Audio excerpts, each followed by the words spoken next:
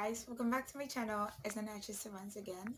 So today I wanted to talk about how to handle new growth.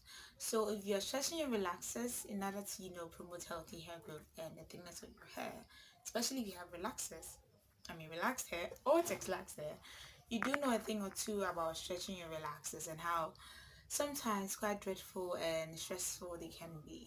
So today I wanted to come on here with some of my tips on how I'm able to stretch my relaxers even when sometimes it's a bit of a headache. So if this is something you're interested in learning more about, stay tuned for the rest of the video.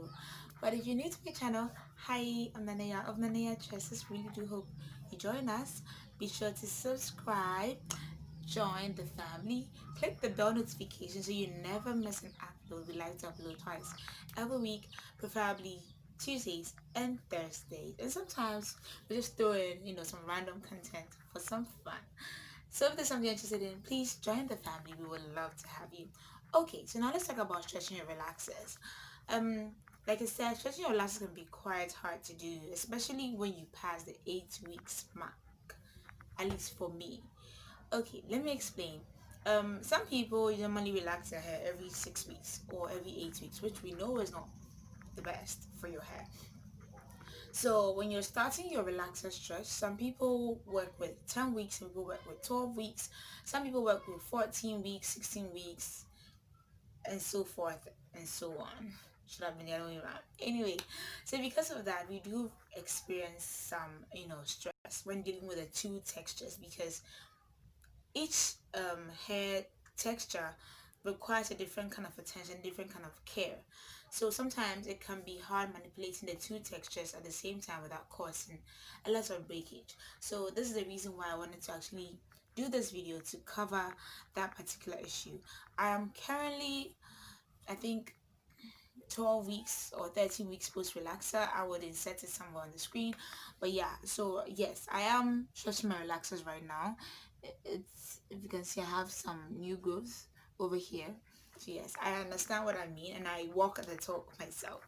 Okay, so number one way to make sure that you have a very smooth relaxer stretch, or even if you're transitioning to natural, number one way is to always make sure that your hair is moisturized. I cannot stress this enough. You need to make sure that your hair is moisturized, because if you're not moisturizing and sealing your hair properly, it's going to cause breakage. So if you want an in-depth video on how to properly moisturize and seal your hair, you are in luck, because I actually did an entire video of this. I'll try and link it in the description box. Please remind me if I forget. Sometimes it's kind of hard to keep track of all the things I'm supposed to list, but please try and remind me if I forget. I'll try and link a video of that in the description box of this particular video. Be sure to check it out on how to properly moisturize and seal your hair to make sure you avoid breakage whenever you are stretching your relaxers and even in your entire hair journey in general. Okay, number two, make sure that you are finding ways to soften your new growth. And what do I mean by that? Well, technically that's the title of the story of this video anyway. One way that I am able to soften my new growth is by deep conditioning my hair often. I have it as a habit, as part of my wash day, to always make sure that I am deep conditioning my hair. I'm doing a moisturizing deep conditioning treatment every single wash day. Yes, it does mean that my wash days are a bit longer than usual, but it is worth it in the end because I'm thinking about the health of my hair. That is very, very paramount to me. So no matter the pre-poo treatment I do or whatever treatment I want to do for that day, regardless of what is involved, a moisturizing deep conditioner is priority. It is on the list of things to do on my wash day. The next thing that I do is that I try to use certain products. I normally don't like to push products a lot because products work very differently for every person. A product that might help soften my hair, make my hair feel like butter, would go in somebody's hair and then make the person's hair feel as dry as a desert. So that's why I try not to push products a lot. But one product that I have used consistently for some years now that other people have also tried and have given very positive results of is the XoXo no drip curl activator. By the way, this video is not sponsored. I'm just giving you my personal opinion and yeah, from my own personal experiences. I usually like to use this especially on my new growth. Whenever I'm moisturizing and sealing my hair, is one of the things I use. I rub it and then let me just demonstrate on camera. Okay, so this is where my new growth is. Now watch. I'm just spraying my hairline so that I don't mess up my makeup. I'm just gonna make sure that it doesn't get into my makeup, but I'm just demonstrating on camera for you guys to actually see how it works and how it behaves in real time.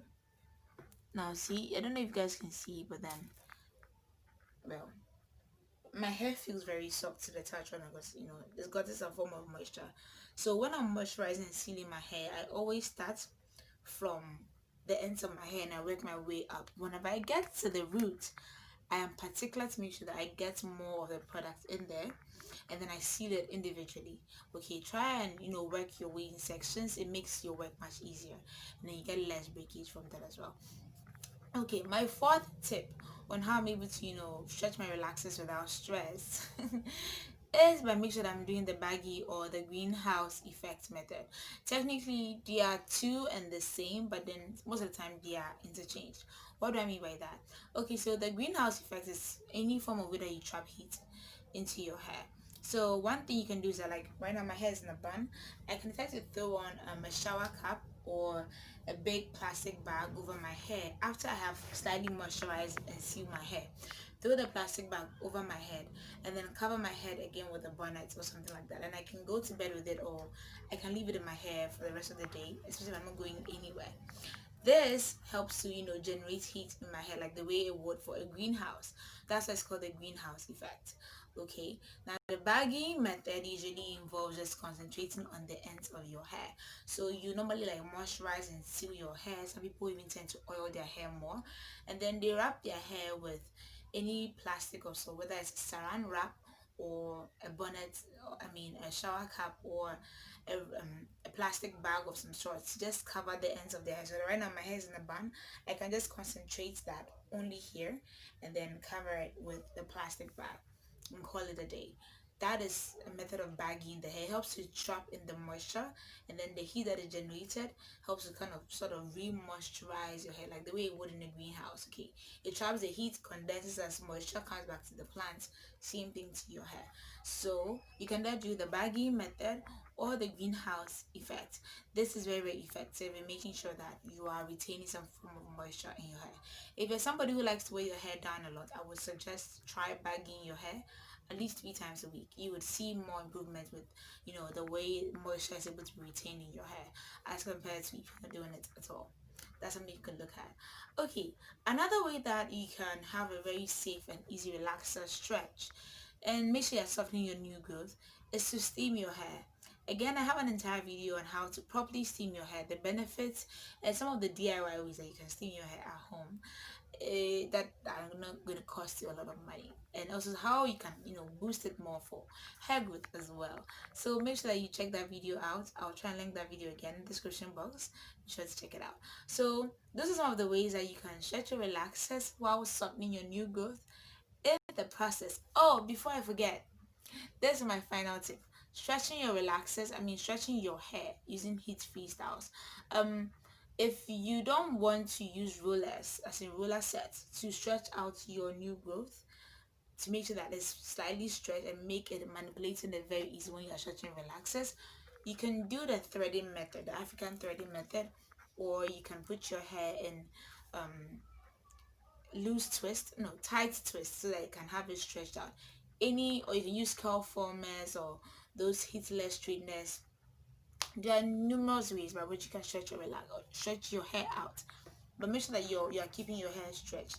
This helps to kind of ease out the curl a bit and not make it as tight as it usually would be. So that's going to make the entire manipulating the two textures much easier for you. But if you want to go towards the heat route, please make sure you're blow drying your hair on cool, like on the coolest setting possible.